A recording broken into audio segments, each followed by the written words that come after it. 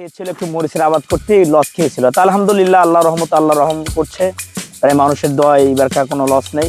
খরচ গেছে প্রায় 16,000 টাকা মতো খরচ গেছে এদিকে। এখন পর্যন্ত পাইছেন কত? মিনিমাম না হলো 80-90,000 টাকা হয়ে গেছে।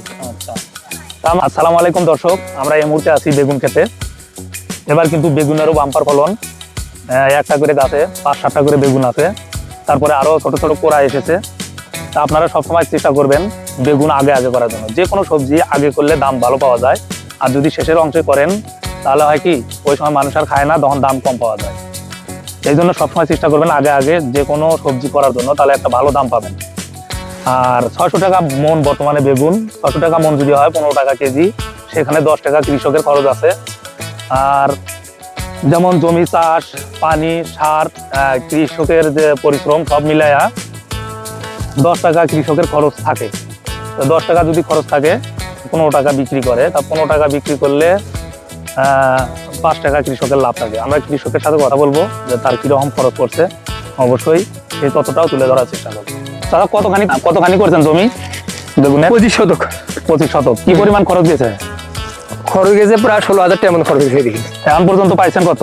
পাইছি এই ভেতরে শাক বেচি হলো 8,000 টাকা, শাক বাগানের মধ্যে ফুল বেচি 4,000 টাকা। আর এখন এই যাবত বেগুন বেচি হলো 10-12,000 টাকা বেগুন বেচা করছে। তারপরে শেষ পর্যন্ত কত পাওয়া যেতে পারে? মিনিমাম না হলো 80-90,000 টাকা হয়ে গেছে। আচ্ছা, তার মানে আপনি খরচ গেছে হলো 16,000 টাকা খরচ 16,000 টাকার মতো খরচ গেছে। আর এখন যাবি আর তুলমু খরচ তুলে পুঁতি তুলে ওষুধ দেওয়া নেকবি, সার দেওয়া নেকবি, মানে শেষ পর্যন্ত তুলতে তুলতে হয়তো 80-90,000 টাকা বেঁচে 80-90,000 টাকা সেটা মিনিমাম। আপনি লাভ 70-80,000 আসবে না? আসবি, এটা শিওর, এটার বেশি নেই। যদি কেউ এরকম চাষ করে তাহলে তো আগে আগে করা লাগে না? আগে অনেক গোবর সার দেওয়া নেকবি, তারপরে ওই ফসল দেওয়া নেই, পরে দেওয়া নেকবি।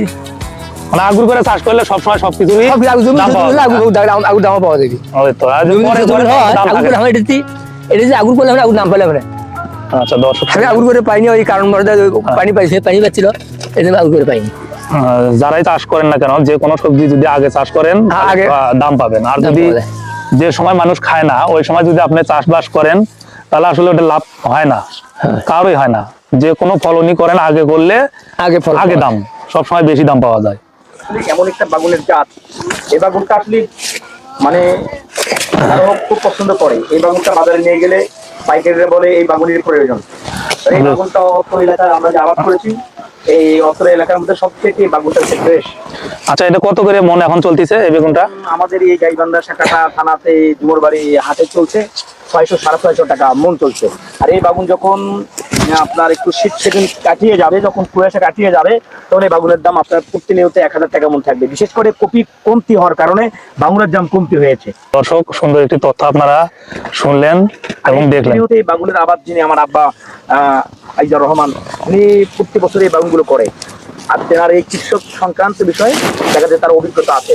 এই বাগুনে আবাদ করতে কি করতে হয় আমি দেখেছি। যখন আমি বগুড়া থেকে গ্রাম অঞ্চলে আসি, এই বাগুনে আবাদ করতে দেখি যে বিশেষ করে প্রায় 10টা-12টা করে কামলা কিচেন লাগে।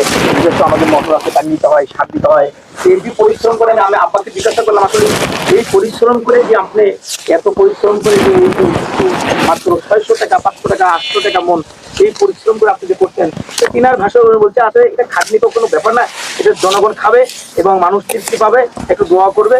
আর বিশেষ করে পাইকারি আমাদের এখানে এসে বাগুনগুলো নিয়ে যায়, নিয়ে এসে পাখিদেরকে বিকুর্তি নিতে প্রায় 10-5 আপনার একটু বর্ধিত করে দেয় তাদের লাভের জন্য। আর সেই জন্য পাখিরা এখানে এসে বাগুনগুলো পছন্দ করে। দেখেন বাগুনগুলো খুব সুন্দরময় বাগুন, লম্বা বাগুন, লাল বাগুন। এই বাগুনগুলো খুব পছন্দ করে, চাহিদা বেশি। হ্যাঁ চাহিদা বেশি অঞ্চলের মধ্যে। লস গতবার খেয়েছিল, একটু মরিচের আবাদ করতে লস খেয়েছিল। তা আলহামদুলিল্লাহ আল্লাহ রহমত, আল্লাহ রহম করছে, তাই মানুষের দোয়া এইবারকার কোনো লস নেই। এই দিনে থেকেই প্রায় পুঁই শাক এবং লাল শাক প্রায় 7 থেকে 8,000 টাকা বিক্রি করছে। বিক্রি করার পরে আলহামদুলিল্লাহ আবার এই যে কিছু বিসি ছিল, এই যে বেগুনটা দেখতেছেন আপনি, এই বেগুনের বিসিগুলো রাখার কারণে প্রায় 1 কেজির মতো বিসি হয়েছিল। বিসিও বিক্রি করছে, তারপর গাছও বিক্রি করছে। আলহামদুলিল্লাহ এখন সফল, আর কি কোনো লস নেই। হ্যাঁ, এই যে বাগুনের গুলো বীজ যেগুলো বোনানো হয়, এগুলো যেগুলো গাছ দেখতেছেন এগুলো কিন্তু সব বোনাইছে। এর মধ্যে শাকও দিয়েছিল, ডাঙ্গা শাক, লাল শাক। সবজি চাষে আপনার চাচা মনে করেন যে সফল, হ্যাঁ? হ্যাঁ আলহামদুলিল্লাহ, আল্লাহর রহমতে যে কোনো আব্বা আবাদ করেছে। আমরা তো বাইরে থাকেনি, ব্যস্ত বোঝেননি, পড়ালেখা, তারপরে একটা বিশাল একটা মাদ্রাসা জব করি, কিন্তু এই ছুটিতে আসার কারণে এই যে আব্বার সাথে একটু কাজকর্ম করি। মোটামুটি আলহামদুলিল্লাহ একটা আব্বা একটু সফল, এগুলো আবাদের দিক দিয়ে আলহামদুলিল্লাহ অনেক সাকসেস। এখন পর্যন্ত কি কোনো কৃষি লোন পেয়েছিলেন আপনি? জি না, এখন পর্যন্ত আমার আব্বা লোন পাই নাই, এখন পর্যন্ত আমরা কোনো লোন পাই নাই। এখন যেহেতু আপনি কৃষি বিভাগ থেকে যেহেতু আপনি আসছেন, সহযোগিতা করছেন, যেহেতু আপনাকে আমরা এই কৃষি লোনের বিষয়ে আপনি যদি একটু আমাদের বিষয়ে একটা আরো সহযোগিতা করেন, তাহলে আশা করা যায় এই কৃষি উন্নয়নটা আরো বর্ধিত হবে। বিশেষ করে কেন আপনি আমাদের বিষয়ে দেখতেছেন যে সকাল থেকে যে আপনার বাসা তো এদিকেই, আপনি গ্রামে অঞ্চলে যখন আসেন বোঝেন আমার আব্বা কি পরিশ্রম করেন। কিন্তু অন্য অন্য জায়গায় মানুষ কৃষি লোন পায়, কিন্তু আব্বা এখন পর্যন্ত পায় নাই।